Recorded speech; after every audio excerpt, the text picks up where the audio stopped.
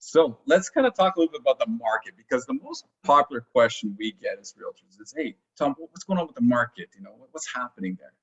So we'll first start off with this chart. This is the chart that we always start off with. This depicts the average price for a home on the Toronto real estate board, okay? And our story, I always like to go back to 2017 because it was an interesting year. And you'll see here in the beginning of 2017, we saw that prices increased 20, 30% in a matter of a few months.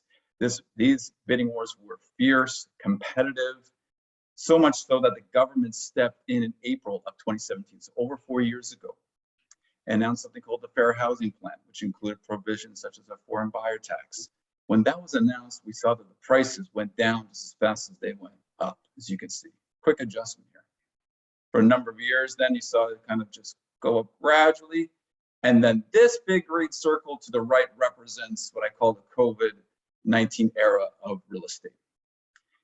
Right here is the first, depicts the first lockdown in March of 2020. So if you remember, when we had the initial shutdown of the economy, we saw that about half the buyers left the market because there was a lot of fear, a lot of uncertainty what was taking place.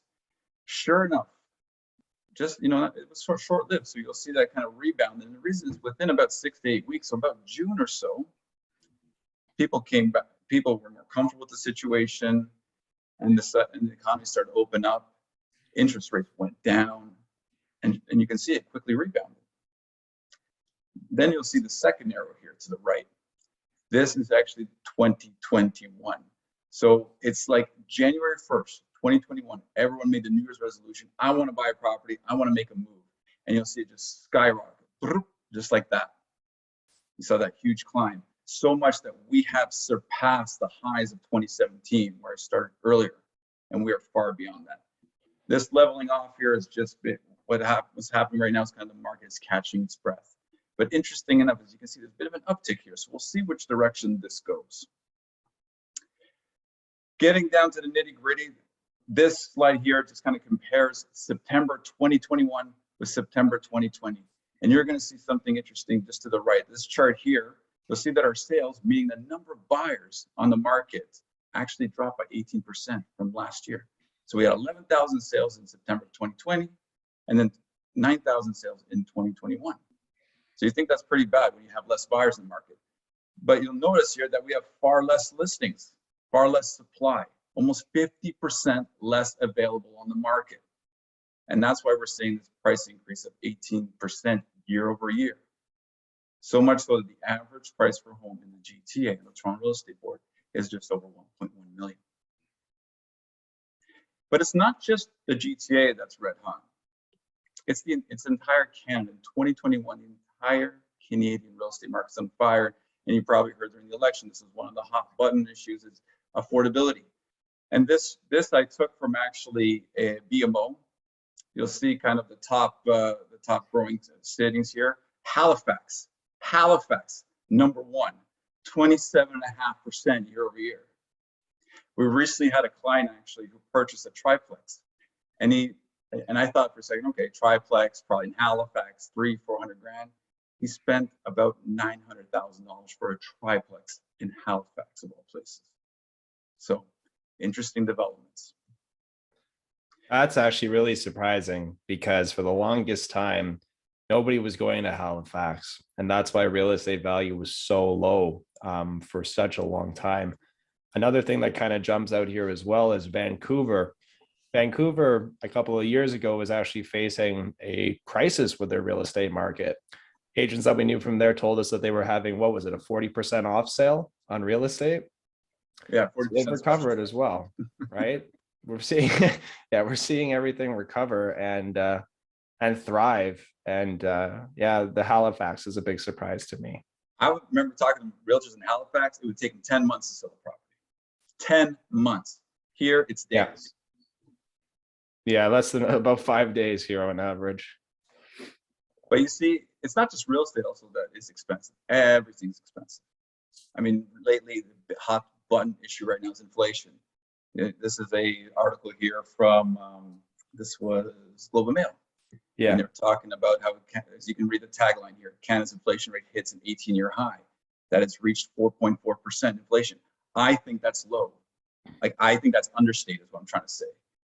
And it breaks it down. Food prices up 3.9%.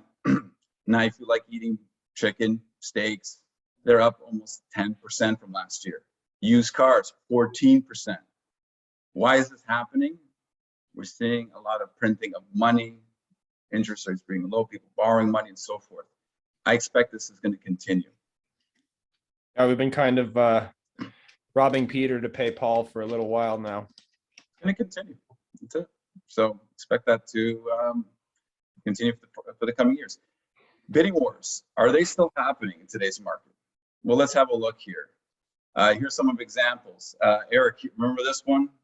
This property here in Milton? I do. And again, I actually just spoke to the potential buyer who missed out on it, and he put forward what I thought was a very good offer at 875. To sell for 952 is a shock, even for me as an agent who's in this day in, day out. The market is definitely getting, very strong, if it's not strong enough as it is. 952,000 for not even I guess it was a freehold townhouse with a small maintenance fee attached. There's no backyard, Tom. There's no backyard. That's right. And we're selling for, $50K short of $1 million. Yeah. Bidding wars are definitely still happening. That properties in specific had 21 offers on it. Crazy. And this is another one we participated in. We actually got this property. Believe it or not, it's actually a flip property here at 599, went for 877,500. So you can see that 277,500, 146% over the asking price. Interesting.